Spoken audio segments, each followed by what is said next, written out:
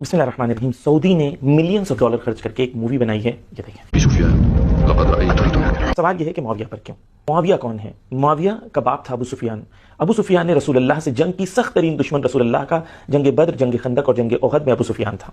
फिर उसके बाद जब इमाम अली की खिलाफत आई तो इमाम अली की खिलाफत में सख्त तरीन दुश्मन इमाम अली का मुआविया था। मुआविया ने इमाम अली अलैहिस्सलाम के खिलाफ मिंबरों पर लानत को राइज किया था। ये मुआविया था।